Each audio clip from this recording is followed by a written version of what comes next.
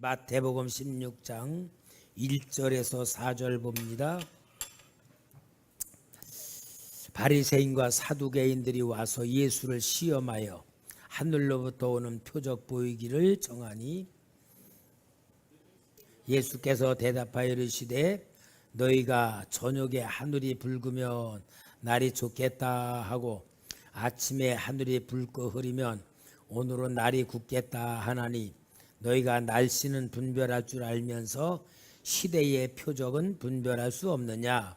악하고 음란한 세대가 표적을 구하나 요나의 표적밖에는 보여줄 표적이 없느니라 하시고 그들을 떠나 가시니라. 자, 여기에 보면은 바리새인과 사두개인들이 연합이 돼서 예수님에게 왔습니다. 왔는데 예수님을 시험을 해요. 시험을 해가지고 하늘로부터 오는 표적을 보여달라 그렇게 말합니다. 근데 여러분, 예수님 당시에 유대 종교는 네 종파가 있어요. 우리 장로교, 감리교, 성결교, 침례교 이렇게 교파들이 있듯이 유대교회는 교파가 있었는데 바리새파가 제일 큰, 우리로 말하면 장로교 교단 같은 바리새파가 있었고, 그 다음에 사두개파는 뭐냐, 제사장들의 계파예요. 제사장 사두개파가 있고, 그 다음에는 에세네파가 있었어. 에세네파는 뭐냐, 경건주의로 그 시대에 물들지 않으려고 저 산속 같은데 광야에 가서 율법을 연구하고 경건주의로 사는 소수적인 에세네파 있고, 네 번째는 열심당파가 있었어요. 열심당파는 뭐냐, 우리가 일본에 점령당했을 때 독립운동하는 것 마냥 열심당파는 무력으로 독립을 하려고 하는 그런 열심당파가 있었는데, 여기 바리새파하고 사두개파가 제일 그래도 주된 그 유대 종교의 대표였는데, 이들의 교리는 달라요. 바리새파는 천사도 있고 영도 있고 이런 게 다 있다고 하는 보수적인 건데, 사두개파는 제사장 사두개파로 이루어진 거는 제사만 드리면서 부활도 없다, 천사도 없다, 내세도 없다, 완전히 말하자면 오늘로만 진보주의적인 이제 그런 바가 있는데, 이들이 서로 갈등이 이렇게 일어나요. 항상 서로 맞지 않아 갈등이 일어나요. 둘이 안 맞는 이 집파인데, 근데 이들이 둘이 함께 왔단 말이에요. 목적은 하나예요. 예수님 저 이단, 예수님 저 사역 막아야 된다. 그래가지고 둘이 온 거예요. 두 사람들이 두 지파가 둘이 계파가 안 맞음에도 불구하고 예수님을 무너뜨린 데는 한 뜻이 돼가지고 와가지고 하늘로부터 오는 표적. 무슨 말이냐, 당신 진짜 하나님의 아들이냐, 당신 진짜 이 세상 구원하러 왔냐, 그럼 증거를 보여달라 그 말이에요. 표적이 뭐냐, 당신이 하나님의 아들로 왔다면 우리 보여줘야 그 말이에요. 근데 여러분, 여기에 보니까 예수를 시험하여 그랬어요. 그럼 표적을 보여달라 그러는 게 믿으려고 보여달라는 거요, 진짠가 가짠가 그렇게 뭔가를 갖다가 분별하려고 보여달라는 거요? 시험하는 거 보면은 믿으려고 보여달라는 게 아니잖아요. 그러니까 이들은 예수님이 진짜 메시아라는 것을 보여달라. 그럼 믿겠다가 아니고 진짜냐 그 말이에요. 그러니까 이들이 요구하는 것은 어떤 거냐면은, 과거에 위대한 주의 종들이 하나님의 일을 한다고 하면서 보여주었던 역사들, 예를 들어 모세를 하나님이 쓰시니까 모세의 인도를 받아 애굽에서 광야로 나왔을 때에 진짜 모두가 다 먹을 게 다 떨어졌잖아요. 그때 먹을 게 떨어져 우리 죽게 됐다 그러니까 모세가 하나님께 기도하잖아요. 하나님, 우리 이 백성 광야에 나왔는데 먹을 것도 없고 마실 것도 없습니다. 그러니까 하나님이 모세의 기도를 통하여 만나를 내려줬잖아요.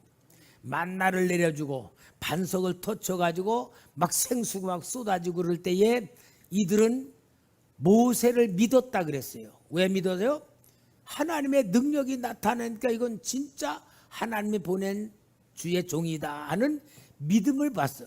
그러니까 모세를 보고 믿은 게 아니고 모세를 통하여 일어난 하나님의 역사, 만나를 주시고 메추라기를 주시고 물을 주시고 구름기둥 불기둥 인도하신 그런 증거들로 인하여 모세는 하나님이 보냈다라고 하는 지도자라는 걸 믿게 됐단 말이에요. 그러니까 이러한 거 보여줘라 그 말입니다.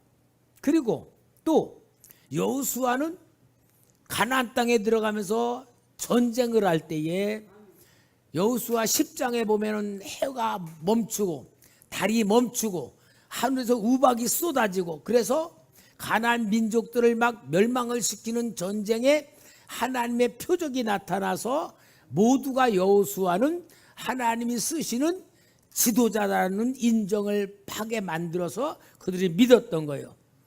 그 다음에 사무엘 시대에도 미스바에서 사무엘이 기도할 때에 블레셋 사람들이 쳐들어왔을 때에 하나님이 우레로 꽝꽝꽝 막 번개를 쳐가지고 블레셋을 무찔렀던 그 역사로 인하여 과연 사무엘은 하나님이 세운 위대한 종이다라는 걸 믿게 만들었단 말이에요.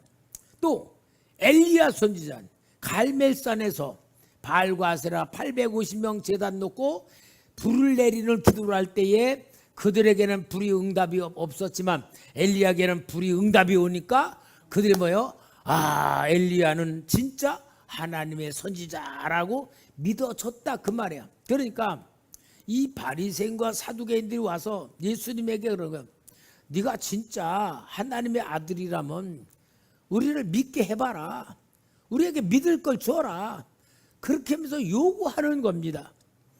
그러면은 예수님 할 수 있어요 없어요? 할 수 있잖아요. 그런데 안 하는 거야.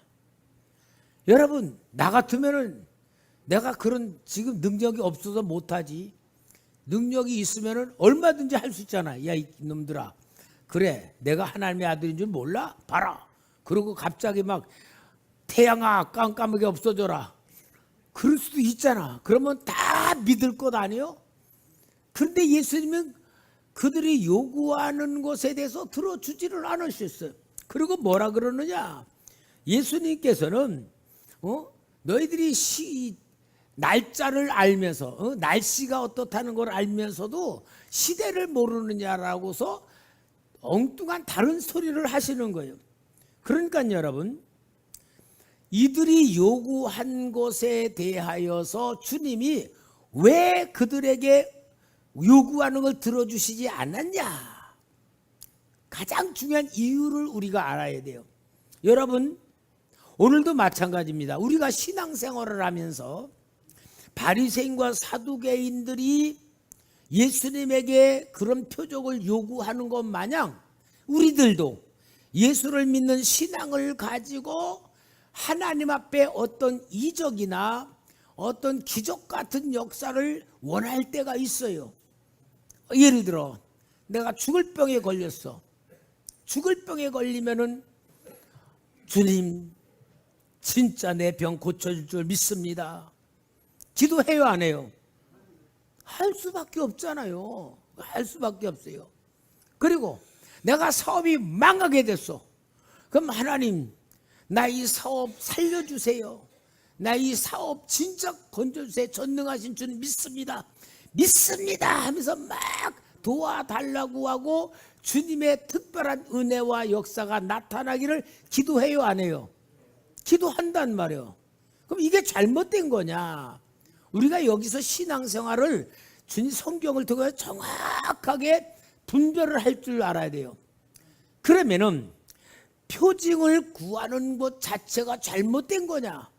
바리새인과 사두개인들이 와서 예수님 앞에 요구하는 것이 잘못된 거냐?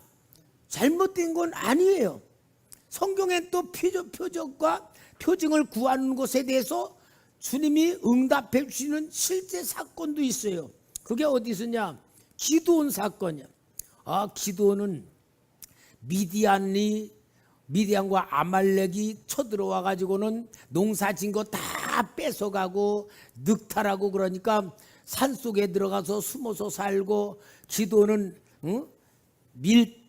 포도주 틀에서 밀타작을 하고 있을 때에 천사가 나타나서 큰 용사여 하나님이 너와 함께 하시도다. 그런데 기드온이 자기를 볼 때는 큰 용사도 아니야.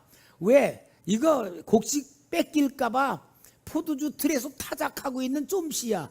진짜 소극적이고 너무나도 소심한 사람인데, 하나님의 천사가 큰 용사여 하나님 너와 함께 하시도다. 그러니까 이 말을 들은 기드온이 뭐가 내가 큰 용사요? 나같이 이렇게 소심하고 겁 많은 사람이 무슨 큰 용사요? 나는 큰 용사도 아니요. 자기는 그렇게 생각하는데 하나님이 큰 용사라 그러는 거예요. 여러분, 오늘도 우리가 잘 알아야 돼요. 내가 생각하는 나하고 하나님이 나한테 말하는 나하고 다르다, 그 말이에요. 오늘 오전 설교가 얼마나 여러분 중요한 설교인 줄 알죠? 하나님의 마음을 아는 자녀가 진짜 하나님 자녀 노릇하는 거잖아요. 그와 마찬가지로. 그런데 기드온은 하나님이 큰 용사라 그런데 나는 내가 볼 땐 도저히 소심한 사람이고 겁 많은 사람이지 큰 일 할 만한 겜도 안 되는 거야. 그러니까 큰 용사로 말하니까 큰 용사라고 하는 증거를 보여달라고, 표징을 보여달라고 이 기드온은 요구를 해요. 그러니까 그래 뭘 어떻게 하냐? 그러니까 뭐라 그러냐? 내가 천사인데 이제 사람인 줄 아는 거야.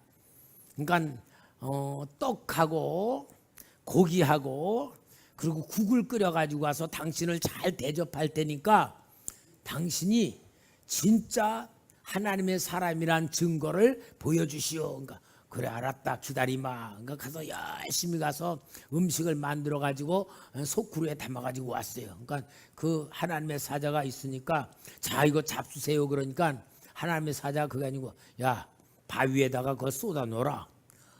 먹지를 않고 걷다가 고기에다가 떡에다가 있는 데다 국을 갖다 쏟아 놓으라는 거야. 그게 뭐야? 그게 쏟아 놓으니까 천사가 지팡이를 딱 대니까 불이 확 일어나더니 마치 화약 터지듯이 팍 하더니 싹 없어져 버리는 거야. 그러니까 아이고 이분이 사람이 아니고 천사였구나. 그리고 깜짝 놀라서 큰 용사라고 하는 말에 대해서 뭔가 진짜 이게 믿어지는 일을 천사가 해준 거예요. 그러는데도 믿어지긴 믿어지는데도 안 믿어지는 거야. 여러분, 이게 우리들의 똑같은 모습들이에요. 믿어야 되는데 안 믿어질 때도 있고, 믿기는 믿어야 되는데 안 믿어질 때 있잖아요. 그럴 때 있단 말이야. 그러니까 기도니 뭐라냐? 아니 하나님, 내가 아무래도 큰 용사가 될 만한 마음 믿음도 없고요. 나는 그런 자신감이 없는데 제가 하나님의 표징을 좀 구하겠습니다.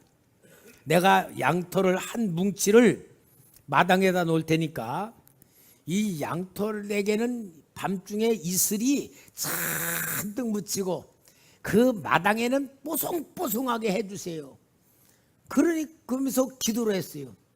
그러니까 원래 그 나라는 밤중에 내리는 이슬로 인하여 식물들이 자라는 나라예요. 낮에는 뜨겁고 밤에는 춥기 때문에 이슬로 인하여 그 식물들이 자라는 비는 1년에 2번밖에 늦은 비와 이른밖에 안 되는데, 그런데 이 기드온은 이슬 양털 뭉치에만 이슬이 잔뜩 묻고 마당은 뽀송뽀송해 해달라고 그렇게 요구를 하니까 그 하룻밤 자고 나니까 진짜 양털에는 막 물이 쭉 빠져서 한 그릇이 담겨지고 마당에는 뽀송뽀송해. 아, 진짜 하나님이 나를 큰 용사로 쓰시려는가 보다 하고 그런 체험을 하며 표징을 통하여 체험을 하는 거야. 그런데도 믿어져 안 믿어져? 또 안 믿어지는 거야. 꼭 누구 같아? 나 같아. 근데 여러분, 하나님은요, 믿음 없다고 책망 안 하시고요, 믿음 없는 사람을 믿음으로 만드는 역사를 하시는데 그게 하나님 수준이 아니고 기드온 수준이야. 그러니까 기드온이 믿어지긴 믿어지니 또 안 믿어집니다. 하나님 다시 한번 반대로 오늘 밤에는 양털은 뽀송뽀송하고 마당은 이슬로 잔뜩 묻히게 해주세요. 내가 하나님 같으면 그럴 것 같아. 야 이놈아, 그렇게 안 믿어지냐? 좀 믿어봐라. 좀 믿어라. 믿어서 남주냐? 야단칠 것 같아. 하나님은 안 그러고. 그래 알았다. 그러더니 또 세 번째는 반대로 양털은 뽀송뽀송하고 마당은 흠뻑 젖게 만드심으로 기도원이 원하는 그 표징에 대해서 다 들어주시는 거예요. 여러분, 왜 들어주실까? 믿어달라고 하나님이 사정하는 거예요. 야 믿어줘라, 제발 좀 믿어줘라. 믿어줘야지. 그러고 사정하는 거예요. 왜 그럴까? 사랑. 여러분, 그러니까 우리는 성경을 통하여 뭐를 알아야 된다? 하나님 마음을 알아야 돼. 그러니까 여러분, 성경은 하나님 마음이에요. 그러니까 하나님이 기도원의 수준에 맞춰서 기도원이 원하는 대로 들어줘 표징을 통하여 체험을 주고 체험을 통하여 하나님의 마음을 갖게 되고 하나님이 나와 함께 한다는 것을 깨닫게 만드는 표징을 통하여 300명을 가지고 미디안의 그 어마어마한 바다의 모래바 같은 그 많은 숫자들과 전쟁에 갈 수 있는 용기를 가진 거잖아요. 무엇을 통하여? 표징을 통하여. 오늘 표징은 뭡니까? 체험이에요. 체험. 그러니까 여러분들이 진짜 하나님 사랑을 받는 자녀로 하나님의 사랑을 체험하는 삶을 살려면은 여러분들이 하나님 앞에 솔직해져야 돼. 하나님, 나는 지금 너무 믿음이 없습니다. 하나님, 나는 정말 너무 약합니다. 하나님, 나는 하나님에서 너무 모르는 게 많습니다. 하나님, 나는 진짜 하나님 믿고 싶은데 내가 믿어지지를 않는 게 너무 많아요. 그러면서 내게 있는 마음 그대로 솔직하고 진짜 겸손하고 깨끗한 마음으로 어린아이같이 순수하게 그렇게 하나님 앞에 요청을 하면은 그런 요구에 하나님이 딱딱 들어줘요. 이게 하나님 마음이고 하나님 사랑이고 하나님의 방법이야. 근데 우리는 어떠냐면요, 조금 미안하지만 내가 이렇게 하면 하나님이 싫어하실 거 아니야. 눈치 보면서 하나님 눈치 보면서 자기 체면 생각하고 뭔가 하나님하고 친밀한 마음의 관계보다는 어떤 거래적 관계, 상대적 관계를 가지고 믿음이 없으면서도 있는 척하고 안 믿으면서도 믿는 척하는 그런 형식적인 관계가 너무 많아. 왜 그런 줄 알아요? 지식으로 믿기 때문에 그래요. 지식으로. 그게 아니고 순수한 믿음으로 하나님 앞에 내 자신을 그대로 내놓을 때에 하나님은 나와 마음을 맞춰주셔서 체험을 주고 경험을 줄 줄 믿습니다. 그러니까 우리 신앙생활은요, 어렵게 하면 어려워요. 쉽게 하면 쉬운 거예요. 그러니까 여러분, 제 경우로 보면은 신앙생활을 진짜 쉽게 하는 방법은 다른 거 아니에요. 하나님, 나는요 아무것도 모르겠습니다. 내가 할 수 있는 건 아무것도 없습니다. 아는 것도 아무것도 없습니다. 그렇게 내 자신을 하나님 앞에 내려놓고 고백하면요, 내 마음이 마치 순수한 어린아이 같은 마음이 느껴져. 계산하지도 않고 내가 내 생각 내놓을 필요도 없고 나보다 나를 더 사랑하시고 나보다 나를 더 잘 아시는 그 하나님의 사랑 속에 내가 나 자신을 다 내려놓으면요, 염려, 근심, 걱정 이런 게 다 들어오지를 않아. 그러니까 하나님 앞에는 여러분, 우리는 3살짜리 아기 같은 마음을 가지고 하나님 앞에 우리 마음을 내놔야 돼. 이게 진짜 신앙입니다. 우리가 말이요, 너무 똑똑하면요 신앙생활 잘 못해요. 그러니까 어떤 면으로 보면은 똑똑한 사람들은 신앙생활 잘 못해. 왜? 자기 머리가 더 똑똑해. 머리로 계산도 하고 자기 머리로다가 뭐 다 여러 그 생각을 많이 하고. 그래서 여러분, 우리는 신앙생활은 머리로 하는 게 아니고 마음으로 해야 됩니다. 마음으로. 그러니까 순수한 마음. 자, 이렇게 우리 주님께서 바리새인과 사두개인들이 와서 예수님에게 표적을 구할 때에 예수님은 그 표적을 들어주시는 것이 아니고 책망을 하세요. 너희들이 날씨는 볼 줄 알지 않느냐? 비가 올 거다 안 올 거다. 근데 왜 시대는 구별을 못하냐? 그럼 그 시대는 뭡니까? 그 시대는 진짜 하나님의 은혜가 쏟아지고 하나님의 역사가 나타나는 그런 시대를 모르는 거예요.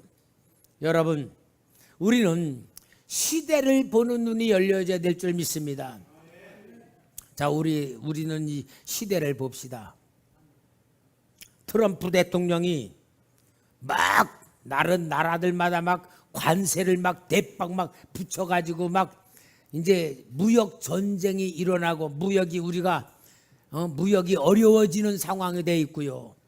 또 이제 트럼프가 미국에다 기업을 세우는 데는 혜택을 주고 수입하는 거는 저기 하겠다 막 그런 가운데 있어서 온 나라들이 지금 굉장히 긴장해 있고 경제적 어려움을 느껴요. 자, 그런 시대에 있고 우리는 또 이재명 대통령이 또 딱 되셔가지고 이제는 또 어떤 뭐 사회주의로 나갈지 모르지만 막 나눠주고 막 이제 그런 거로 막 할지 모르지만 모든 사람들이 혼란 속에 긴장을 하고 있어요. 그러지? 우크라이나와 러시아의 전쟁이 지금 막 얼마나 막 진짜 어떤 그 휴전이라는 게 점점 없어질 만큼 치열하게 벌어지고 있어. 자, 이런 혼란스러운 것을 볼 때는 시대를 보는 눈이 열려져야 돼. 시대를 보는 눈이 열려져서 우리 예수님도 너희가 시대를 볼 줄 모른다 그렇게 말씀하는데, 여러분, 우리가 시대를 보려면은 뭐를 볼 줄 아느냐? 여러분이 꼭 하나님의 역사 속에서 하나님의 자녀로 하나님의 마음을 알고 살아가려면은 성경 4가지 벌을 봐야 돼. 4가지. 여러분의 환경을 보시고, 내가 살고 있는 시대적 환경을 봐야 되고, 두 번째는 인간관계를 가지고 여러분들이 스스로를 점검해 봐야 되고, 세 번째는 일어나는 사건, 네 번째는 하나님의 시간표. 요건 완전 공식이에요. 성경 전체에서 우리에게 역사해 보는 시대를 보고 내 인생을 살아가는 환경 속에서 하나님과의 관계를 만들어가는 방법은 4가지예요. 그런데 우리 예수님께서 여기에 4절 말씀에 악하고 음란한 시대가 표적을 구하나 요나의 표적밖에는 보여줄 표적이 없느니라 하시고 그들을 떠나가시니라. 요나의 표적이 뭐죠? 요나가 저 니느웨에 가서 복음을 전하라는 하나님의 명령을 받았어. 근데 요나가 니느웨로 가는 걸 싫었어. 왜냐?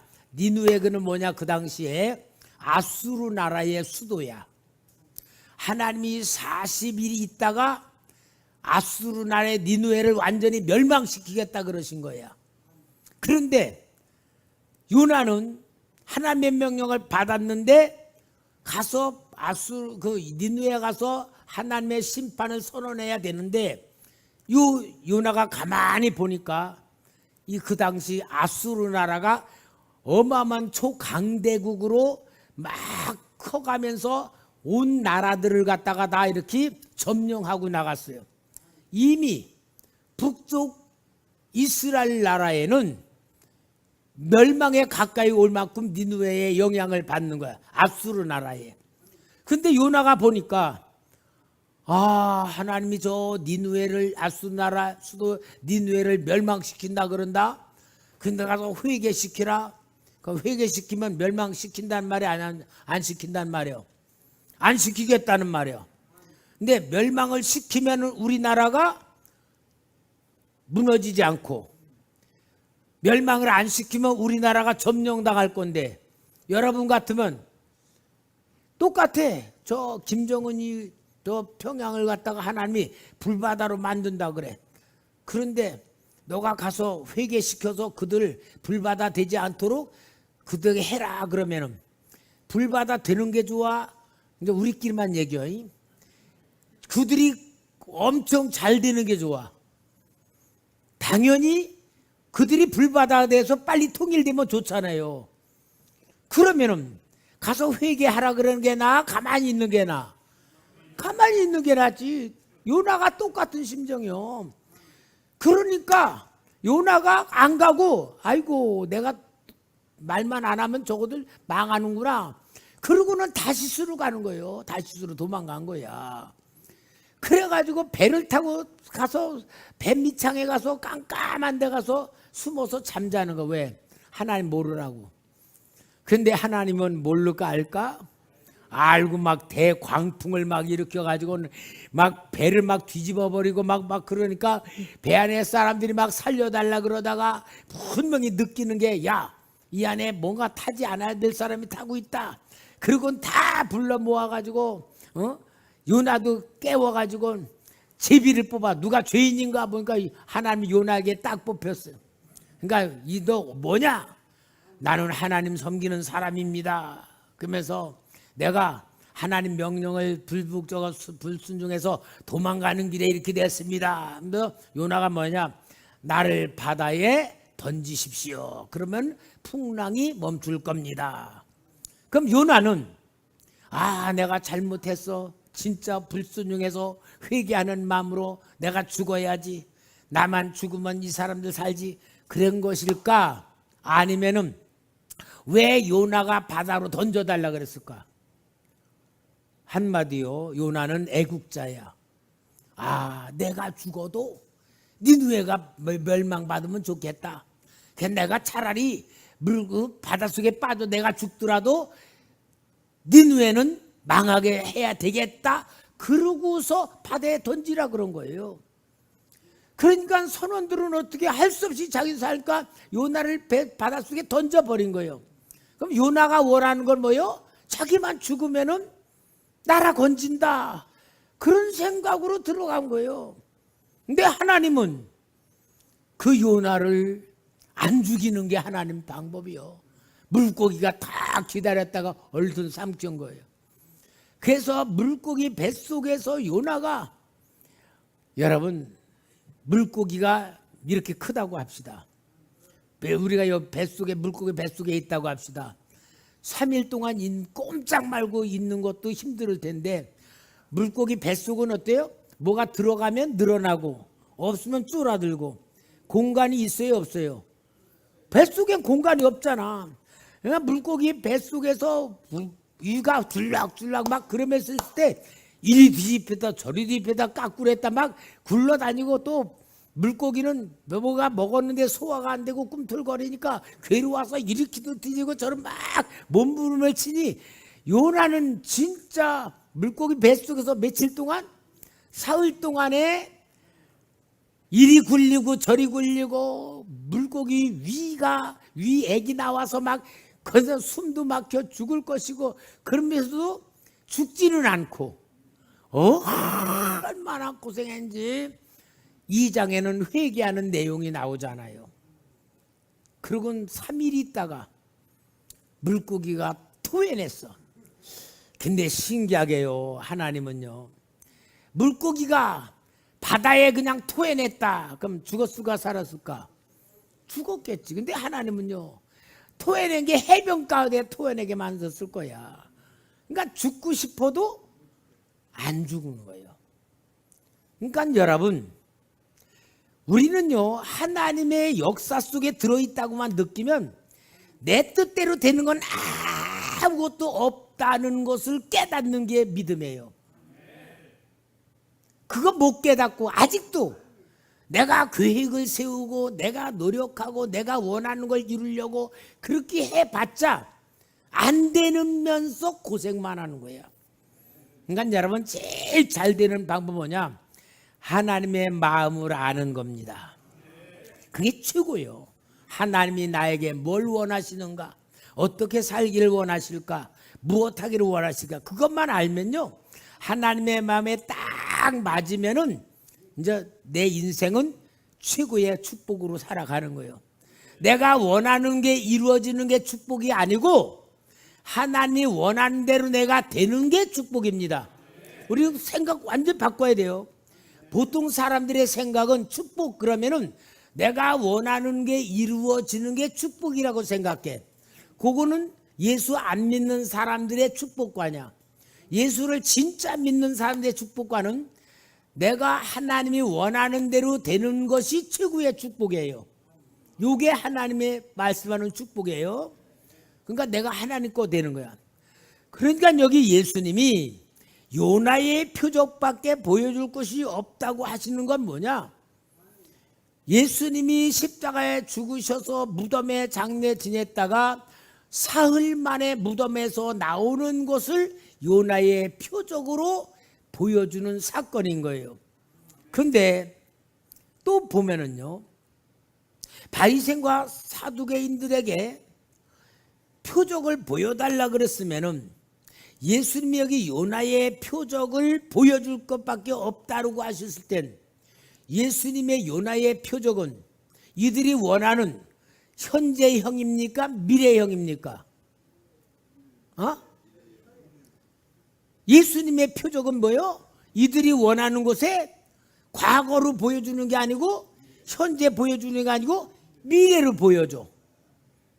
그러면은 아니 이들은 미래에 예수님이 부활하시고 무덤에서 장례 지냈다가 부활하신 표적을 보여줄 거라고 하면은 미래를 보여주는 거예요. 이들은 분명히 현재를 요구하잖아요. 현재. 근데 예수님은 미래를 보여준다는 거야. 여러분, 오늘 우리는 아까도 말했지만 내가 죽을 병에 걸렸든지 사업이 망했든지 감당하지 못한 어떤 고통이 왔든지 어떤 시련에 빠지면은 우리 주님 믿으며 기적을 원하고 진짜 하나님이 나에게 특별한 표적으로 어떤 능력으로 기적으로 내가 여기서 벗어나기를 원하는데 그게 우리가 원하는 표적이고 믿음의 결과고 부르짖는 기도인데 우리 주님은 미래를 보여주는 거예요. 그 무슨 뜻이냐? 여러분 잘 아세요. 감당하지 못할 어떤 어려움이 내게 있다 할지라도 여기서 내가 이것을 건져주는 것이 하나님의 뜻이 아니고 여러분 잘 아세요. 왜냐하면은 이렇게 내 사업이 망했다. 예를 들어 망했다 그러면은 우리는 하나님 이 사업 건져주세요, 살려주세요, 회복시켜주세요 그렇게 기도를 하는데 하나님은 그 사업이 망하는 것을 건져주시지 않고 도와주시지 않고 그냥 망하게 만들어. 그러면 우리는 하나님이 나 버렸나? 하나님의 능력이 없나? 하나님이 나한테 관심이 없나? 하나님이 나를 미워하시나? 온갖 잡된 생각에 완전히 빠져들잖아요. 근데 하나님은 왜 그 기도의 응답을 주시지 않고 해결해 주시지 않고 그대로 망하게 하면서 도와주지 않느냐? 알아야 돼요. 이유를 알아야 돼요. 하나님이 그 사업을 망하게 하시는 이유는 내가 사업을 하면서 하나님보다 이게 우상이 돼 있어. 완전히 내 모든 생각과 마음과 삶이 여기에 완전히 빠져 있어. 그러면은 하나님이 볼 때는 하나님 믿는 것 같은데 안 믿고 이걸 바라보고 이거 붙들고 있는 거야. 그러면 하나님이 이걸 망하게 해. 망하게 함으로써 하나님을 찾게 되고 기도하게 되고 자기를 돌아보게 만들어 다시 하나님께로 코드가 맞춰 하나님 마음을 알게 만드는 훈련을 하시기 위해서 이거는 없애야 돼. 그러니까 이 기도를 안 들어주시는 거예요. 만약에 이걸 들어주신다면 뭐냐? 하나님은 병 주고 약 주는 분이 되는 거야. 그냥 우리 갖고 노는 거 되는 거야. 그게 아니에요. 하나님은 우리를 사랑하시기 때문에 이거를 망하게 만들고 그곳에서 다시 하나님 찾는 회복으로 만들어주는 그런 신앙을 위해서는 이걸 망하게 해야 되기 때문에 하나님의 마음으로는 나를 사랑하기 때문에 이것을 망하게 하는 것이고, 진짜 나를 살리시는 게 뭡니까? 예수 십자가의 죽으심과 부활의 신앙을 통하여 하나님과 가까워지고 신앙의 온전한 걸 찾게 만드시는 것이 하나님의 역사의 본질이다. 요게 구원의 방법이다. 구원의 약속이다. 그걸 보여주는 거예요. 그러니까 여러분, 똑똑한 사람은요, 진짜 똑똑한 성도는 내가 사업을 하면서 사업에 매달리질 않는 거예요. 이거는 뭐로? 하나님을 믿는 신앙의 열매, 신앙의 은사, 신앙의 사명일 뿐이고, 하나님이 이걸 통하여 영광 받게 하시는 거고, 나의 진짜 모든 건 뭐냐? 하나님이다, 그 말이에요. 그럴 때에 여기를 통하여 하나님이 뜻을 이루시는 거예요. 그러니까 주객이 전도되면 안 됩니다. 그렇게 하나님이 우리에게 구원을 주시는 게 요나의 표적이란 걸 보여주는 말씀이에요. 여러분, 하나님이 얼마큼 우리를 사랑하시는가, 나보다 나를 더 잘 아시는 하나님이라면은 우리는 그 하나님 마음을 알아야지 돼서 어떤 고난이 딱 올 때에 우리는 환경을 통하여, 인간관계 사건을 통하여, 시간표를 통하여, 아차, 내가 하나님에게 너무 소홀했구나, 아, 하나님을 내가 놓쳐가는구나, 내가 세상으로 빠져들어가는구나 라고 얼른 정신을 차리는 신앙이 될 때에 하나님의 만드시는 역사가 회복될 줄 믿습니다. 자, 그 다음에 우리 성경을 봅시다. 마태복음 16장 13절부터 20절까지 교독합니다. 제가 13절 읽어요. 예수께서 빌립보 가이사라 지방에 이르러 제자들에게 물어 이르시되 사람들이 인자를 누구라 하느냐? 이르되 더러는 세례 요한, 더러는 엘리야, 어떤 이는 예레미야나 선지자 중에 하나라 하나이다. 이르시되 너희는 나를 누구라 하느냐? 시몬 베드로가 대답하여 이르되 주는 그리스도시요 살아계신 하나님의 아들이시니이다. 예수께서 대답하여 이르시되 바요나 시몬아, 내가 복이 있도다. 이를 내게 알게 한 이는 혈육이 아니요 하늘에 계신 내 아버지시니라.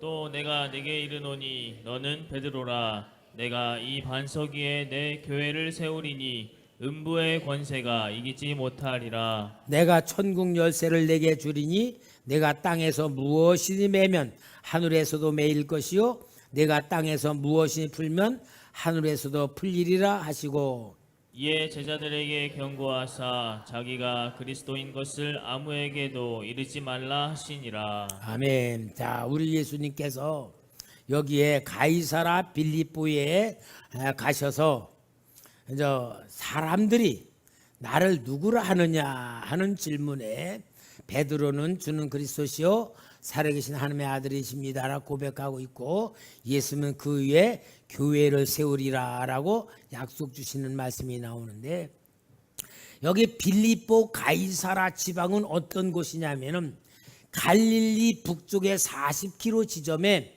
헬몬산 기늘에 있는 아주 지역입니다. 그리고 본래 이름은 바알 헤르몬이라 하는 지역 이름이었는데 그것은 바알 숭배가 이루어졌던 곳이고 로마 제국의 통치하에 있는 헤롯 대왕의 아들 빌립 헤롯이 그곳에 도시를 세우면서 가이사라, 로마의 황자 가이사의 이름을 빌려서 가이사라라고 지었고, 가이사라라고 지으면서 여기 빌립보, 가이사라가 해변에도 가이사라가 있었거든요. 그래서 거기 있는 가이사라라는 곳을 구별하기 위해서 빌립보란 이름을 붙여가지고 있는 지역 이름입니다. 그런데 이 지역엔 로마 황제를 숭배하는 그 숭배 신앙이 있었고요. 또 옛날부터 바알 숭배를 하던 그런 우상 숭배지가 거기가 중심이었고 아주 굉장히 좀 하나님을 믿는 신앙의 영향에서 벗어난 지역이에요. 그러니까 우리 예수님께서 그곳으로 제자들을 데리고 가셔서 이제 물어보는 거예요. 자, 사람들이 나를 누구로 아느냐? 여러분 지금 제자들에게 물어보는 거예요. 12 제자들에게. 내가 3년 사역을 이렇게 해 가는데 사람들이 나를 누구라 그러느냐? 어떻게 이해하고 있느냐라고 물어보는 거예요. 그러니까 제자들이 많은 사람들에게 들은 얘기를 하죠. 예, 어떤 사람은 세례 요한이라 그러고요. 왜? 예수님이 많은 사람들을 회개하게 만들고 변화시키니까 세례 요한. 또 어떤 사람은 엘리야라고 해요. 왜? 능력이 나타나니까. 또 어떤 사람은 예레미야라고. 왜? 예레미야는 애국자, 민족을 사랑하고 긍휼히 여겼던 선지자, 사랑의 선지자. 또 선지자 중에 하나로 합니다로 고백을 하는 거예요. 그러니까 여러분 이들은 예수님을 아는 신앙으로 말하는데 부분적인 거, 세례 요한, 뭐 엘리야, 예레미야, 선지자 하나다 이렇게 말하는 것은 예수님에 대한 체험을 한 사람들이 자기들이 느끼는 대로 예수님을 믿는 신앙의 수준을 말하는 거예요. 그렇죠? 그러면 여러분 오늘 이 질문을 여러분들에게 한다고 합시다. 그러니까 여러분들은 분명히 배웠으니까 예수님은 그리스도이십니다. 그렇게 대답을 할 거예요. 배운 거 말고 여러분들이 배운 지식 말고 개인의 신앙으로 여러분들은 예수님을 뭐라 그럴 수 있습니까? 뭐라 그럴 수 있을까? 아, 예수님이요? 로또예요, 로또. 로또가 뭔지 알잖아요? 안 맞는단 말이지. 여러분, 신앙생활하면서 진짜 예수님 내가 기도해도 응답이 없고 예수님이 뭐 어떻다 그런데 난 상관이 없고 공부 성경에서 말한 거는 안 알지만 실제 내 신앙생활 속에서 예수님을 내가 뭐라고 말할 수 있습니까? 여러분 성경 공부하면서 부모가 다녔던 신앙 모태신앙입니까? 아니면 교회를 오래 다녔으니까 우리는 예수를 믿고 신앙을 가지고 정말 하나님을 믿는 신앙인 같은데 여러분이 체험한 신앙, 여러분이 믿음으로 고백하는 신앙, 진짜 주님으로부터 은혜 받은 신앙, 주님부터 응답받은 신앙을 전부로 여러분 신앙으로 딱 만들어서 신앙의 고백을 한다면은 뭐라고 고백하겠어요? 정도성 장로님, 뭐 예수님에 대해서 뭐라고 말씀할 수 있어요? 나하고는 상관없는 분입니다. 그러시지 않겠죠? 예? 여러분 우리 신앙 너무 중요한 거예요. 어느 목사님이 어느 장로님에게도 그랬다 그래요. 장로님 지금 죽으면 천국 갈 수 있습니까? 아이 목사님 제가 이 교회 수석 장로입니다. 아니 목사님 물은 거예요. 장로님 지금 죽으면 천국 갈 수 있냐고요. 그러니까 아유 제가 이 교회 그래도 40년 다녔는데요. 그렇게 자꾸 대답하더래. 그러니까 그 목사님이 아니 장로님이 그거 아니고요. 지금 진짜 돌아가신다면 천국 갈 수 있습니까? 없습니까? 물어봤다는 거예요. 그러니까 이 장로님이 가만히 보니까 자기가 진짜 교회 건축할 때에 건축위원장도 하고 뭣도 하고 많은 걸 했지만 막상 내가 딱 죽은다면 천국 갈 수 있다는 생각은 한 번도 가져본 적이 없더라는 거야. 그렇게 하면서 진짜 목사님이 자기를 무시해서 천국 갈 수 있냐고 물어본 게 아니고 실제적 상황으로 물어봤을 때에 자기가 그거 깨닫고 아 내가 진짜 이 신앙에 없었구나 하고 회개했다는 이야기를 하더라고요. 장로니까 천국 가고 집사니까 조금 약한 데 가고 그럽니까? 여러분 우리는 지금까지 내가 믿는 예수님에 대해서 성경 지식으로 배운 거로 말하는 게 아니고 진짜 내 신앙으로 우리 주님 앞에 뭐라고 고백할 수 있습니까? 나는요 우리 성도 앞에 진짜 자랑하고 싶은 예수님. 제가 가끔 간증하지만 기도실에 기도하는데 주님이 너 일곱 눈이 뭔 줄 아느냐? 주님 요한계시록 4장에 일곱 눈 나오는 거 말씀하시는 거예요. 그래 내가 너를 보는 눈이다. 그러면서 우리 주님이 정말 갓난 아기의 젖을 먹이는 엄마가 아기를 사랑하면서 보는 그 눈, 그 사랑하는 마음으로 온 영혼이 아기를 사랑하는 그런 사랑의 눈으로 보는 듯이 주님이 일곱 눈 나를 그렇게 보신다고 나한테 느끼게 해줄 때에 얼마나 감격스럽고 진짜 내 온몸이 전기가 짜릿하게 흐르는 감동 속에 내 모든 세포까지도 주님이 완전히 사랑하는 것에 그렇게 사로잡혀서 주님 내가 뭔데 이렇게 사랑하십니까?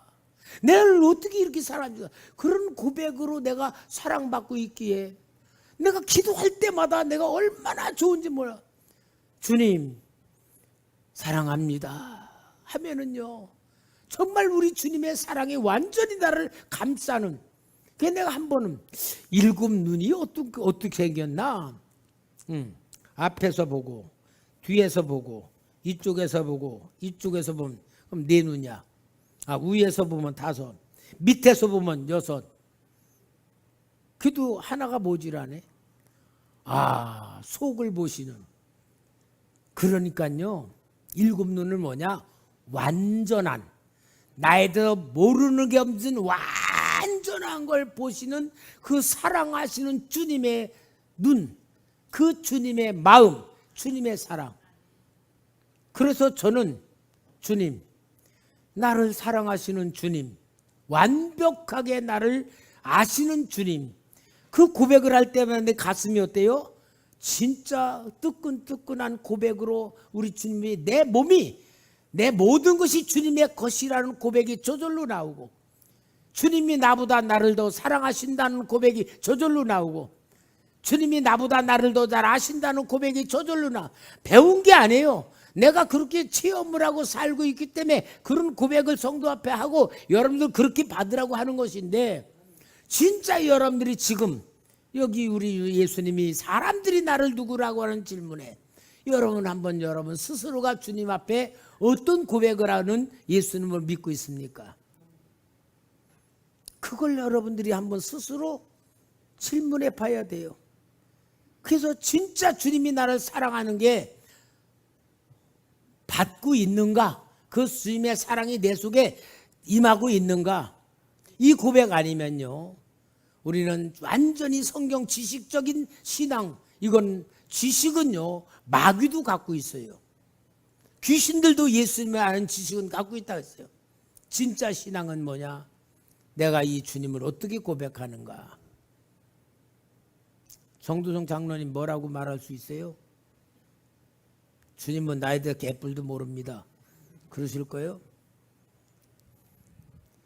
여러분, 이 질문은 이번 주간 동안에 여러분이 주님과 한국 관계를 하면서 하시기 바랍니다. 왜냐? 내가 물어보겠어요. 내가 여러분 개인으로 물어보겠어요. 진짜 집사님은 주님에 대해서 뭐라고 말할 수 있습니까? 왜? 받은 은혜가 있어야 말할 수 있잖아요. 받은 은혜가 없이 그냥 껍데기로 왔다 갔다 하면요, 설교 들으며 감동도 없고 찬송 부르며 뭔가 감격도 없고 그냥 이렇게 형식적으로 그냥 왔다 갔다 하는 이렇게 되면 안 되잖아요. 최대한 초대교회는 살아나는 교회, 살리는 교회 되려면 내가 주님을 말할 때마다 감격스럽고 고맙고 뜨겁고 정말 주님은 내 생명이십니다. 나의 영순이십니다. 누가 돈보따리 갖다 줘도 안 바꿀 겁니다. 그 정도의 고백이 우리가 나와야 신앙인이고 영적인 성도예요. 이거 없으면요 진짜 껍데기예요. 껍데기. 형식적으로. 이번 수요일 날 이 말씀을 연결해 갈 건데, 수요일 날 대답 못할 사람은 안 와도 괜찮아요. 안 온 사람은 대답 안 하려고 안 왔구나, 내가 그렇게 인정할 테니까 여러분 개개인이 목사님이 물어볼 때 뭐라고 말할 것인가를 생각하면서 수요 기도에 준비하시기 바랍니다. 이거는요 내 생명의 고백이니까요 지나가면 안 돼요. 진짜 지나가면 안 돼요. 한번 여러분과 주님과의 관계가 다시 한번 재정립되기를 주의 이름으로 축원합니다.